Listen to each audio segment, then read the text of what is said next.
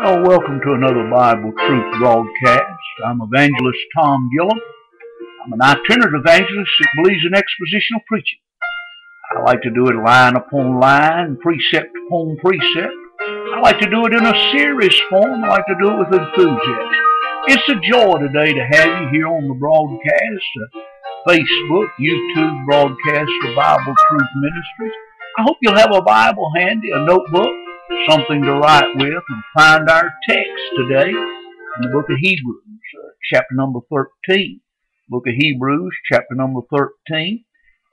We have just finished up 17 YouTube broadcasts studying through the book of 1 Thessalonians while waiting for the King. All of those are archived there on the YouTube and Tom Gillum Bible Truth Ministry there at Facebook, and also at tomgillum.com underneath the video.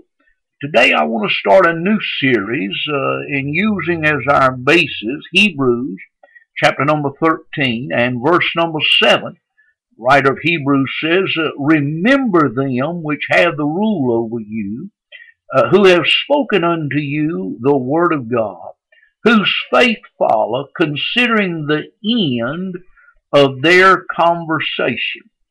Here, the writer of Hebrews asks us to remember those who have shared with us the Word of God. The little word remember there is not just the immediate past, but the distant past. All of us could certainly remember people in our lives in the past and even in the immediate past who have shared the Word of God with us. I know I could think of many that have influenced me with their preaching. But the emphasis here is to look way in the past at those who have brought the Word. And he says this, remember about them, whose faith follow. He said, find out what kind of faith they had and seek to mimic it or imitate it.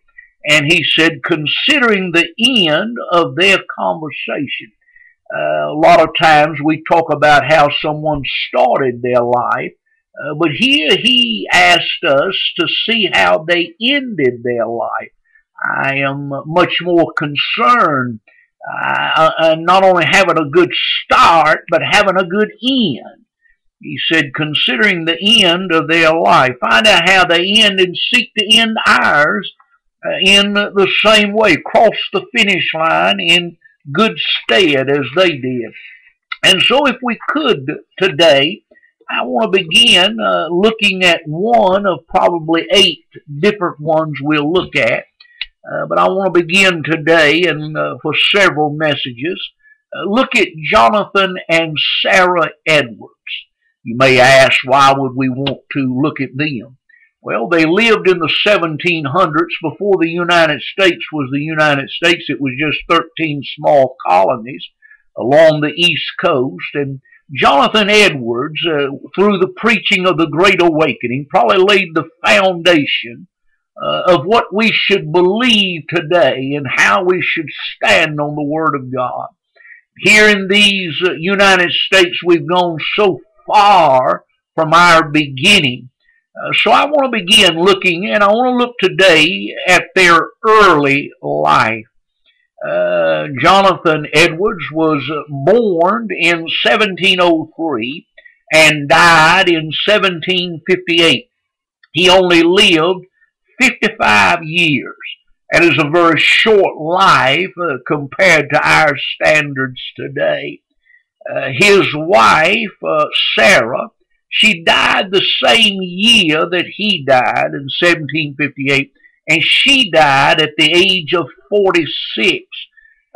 So we are right away confronted with the fact that they had such a short life, 55 years and 46 years.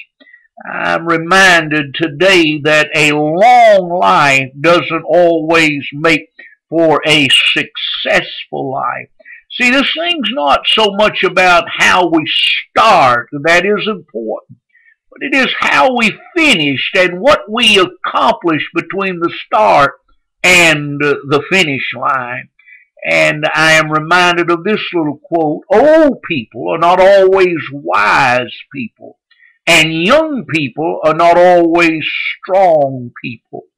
And in this series of looking at these people from the past, I want to preach on this subject.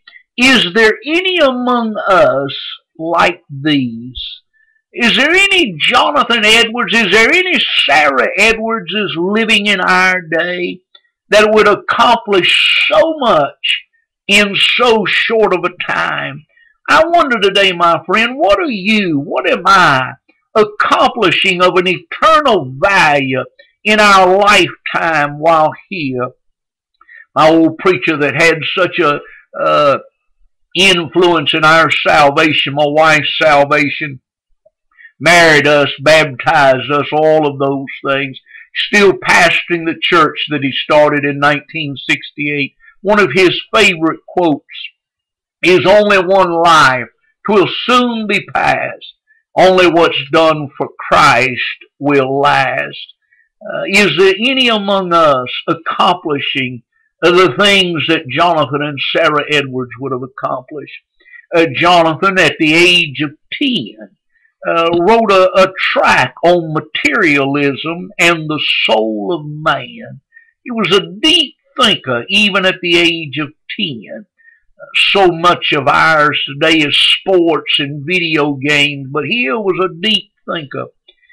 At the age of 11, he wrote a extensive paper on the flying spider.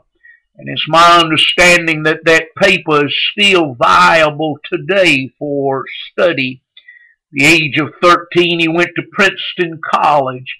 And at the age of 17, he graduated the valedictorian in his class.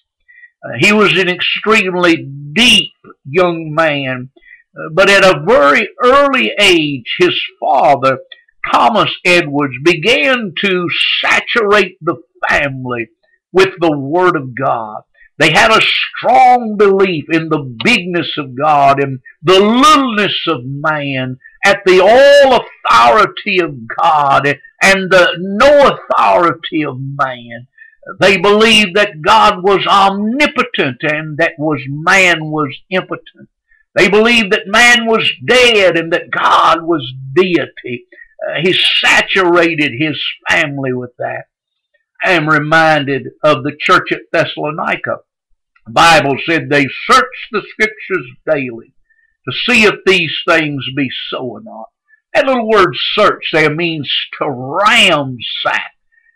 That's what Jonathan Edwards' father did each day with the family. They ransacked the scriptures, and he immersed his family in the Word of God. It is said of Ezra, the one who was instrumental in building the temple and the walls around the city after the captivity, it says that he was a one-book man. Oh, I wonder today, is there any among us today that are one-book people? We're saturating our families with the Word of God, saturating ourselves with the Word of God. I am reminded of his wife. Her maiden name was Sarah Pierpont, and she came from a well-to-do family, taught all the social graces, but at an early age, her father, who was the founder and president of Princeton College, saturated his family. Can you imagine a man, a president of a college today that's so gone to the other side, Princeton College, who saturated his family with the Word of God and had a strong belief in God's bigness and man's littleness? And so she was brought up very similar as he was. Oh, today, is there any among us today that are saturating our families with the Word of God? Is there anybody listening to me on this broadcast? You're one book people saturating your family with the Word of God. Could I move from their early life to their middle life? And we'll continue their middle life on tomorrow's broadcast or the next time we get together. You remember now there were 13 British colonies along the East Coast, and Jonathan and Sarah lived in one of the larger of those in Northampton, Massachusetts. Jonathan Edwards was a pastor of a larger church there in Northampton, Massachusetts, and he was a pastor there for a number of years until they finally asked him to leave because he took a stand on the communion service. You believe that he believed in those days that a man, before he take communion, he ought to be right with God. And if he wasn't right with God, it's a pastor's responsibility to deny him taking communion. Oh my. And can you imagine they raised up against him? Even in the early days, man was leaning away from God but there was some Jonathan and Sarah Edwardses that were going to stick to the book. I thought it was interesting. They put him out of that church and it drove him to a ministry with the Indian people. And one of his parishioners that was a member there at Northampton made this statement after he left the church. He says, "I never saw the least symptoms of displeasure in his countenance, but he appeared like a man of God whose happiness was out of the reach of all his circumstances." Oh, today, to be people that are not affected by our circumstances. We have been saturated with the Word of God, and we are not moved by what is going on around us. Remember now, they had a very short life. He lived to be 55, and she lived to be 46. I was thinking about Jonathan Edwards. He spent 13 hours a day studying the Word of God. He only gave his family 1 hour a day. You say, boy, that's not right. That's not right. Well, as we study this, stick with me and let's see how his family turned out. He saturated himself with the Scriptures, and he saturated the family with the Scriptures. And Jonathan Edwards, I know someone asked me not long ago, said, boy, I wish I could get them little nuggets out of the Word of God like you get. Well, if you would spend 8 or 10 hours a day studying the Bible like I do, you probably could get some nuggets too. Or if maybe you would just spend an hour or two, give up a few things here.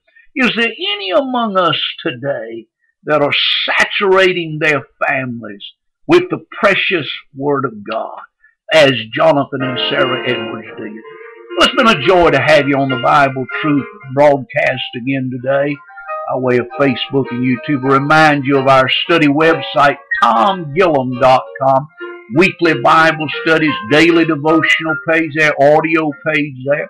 Come study the Word of God with us. If I can be of any help to you at all, you can email me at tbgillum@aol.com. We'll pick up Jonathan and Sarah Edwards, their middle life, on the next broadcast. Thanks for listening.